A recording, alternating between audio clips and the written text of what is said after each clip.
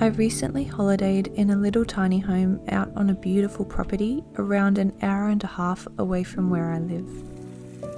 I wanted to intentionally make time for myself, to take time away from my daily routines of busyness and productivity, and intentionally make time to slow down, journal, and relax. One of my favourite parts of the holiday was enjoying relaxing baths outside. I brought some ingredients to make my own natural homemade lavender scented bath bombs, as I find that so many pre-made bath bomb varieties you find in store are loaded with artificial dyes and colorants that I feel are just not needed. Making your own homemade bath bombs is a great way to know exactly what's going into your body, the water, and environment. These bath bombs are made from Epsom salts, baking soda, which is alkalizing, citric acid, which makes it fizz, and oil to help nourish your skin, and your choice of essential oils and natural colorants to add color and fragrance. If you'd like your bath bombs to look fancier, you can use metal round molds which will shape them into the traditional round bath bombs, similar to the ones you find at the store.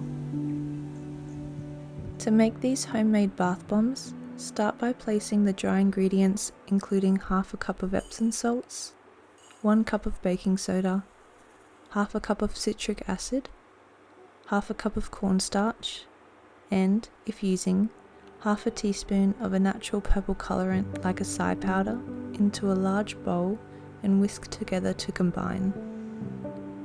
I used beetroot powder as my natural colorant in this recipe, as I couldn't find any acai powder at my local health food store that day.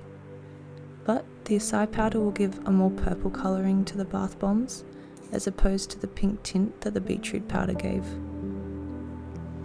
In a separate bowl, add 1 teaspoon of jojoba oil and your choice of essential oils. I used an array of floral oils to give a beautiful fresh floral scent to these bath bombs, but if you'd like to keep it simple, you can just use lavender essential oil. With the jojoba oil, I added 5 drops of jasmine essential oil, 5 drops of lavender essential oil, 5 drops of geranium essential oil, and 5 drops of rose essential oil.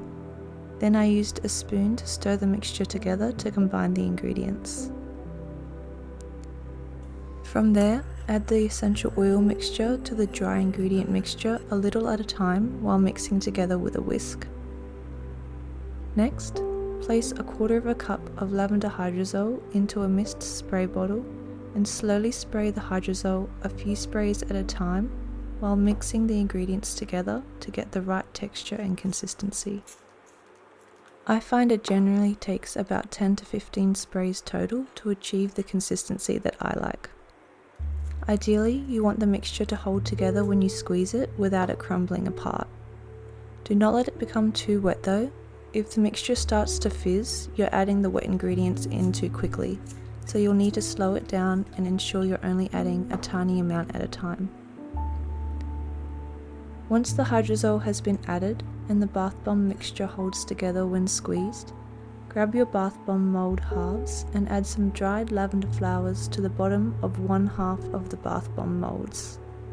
Then, pack both halves of the molds with the bath bomb mixture, ensuring you pack them down tightly. Tightly squeeze the round mold halves together, then let them sit for an hour or so before carefully removing the bath bombs from their molds. Let the bath bombs dry for around 24 hours before storing and using them in the bath. Thank you so much for watching this recipe tutorial on how to make lavender bath bombs. I hope you enjoyed it and I hope you found it helpful.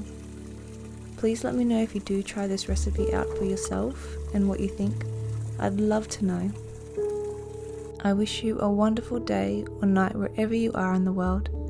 I'm sending you all my love, and I'll see you soon again.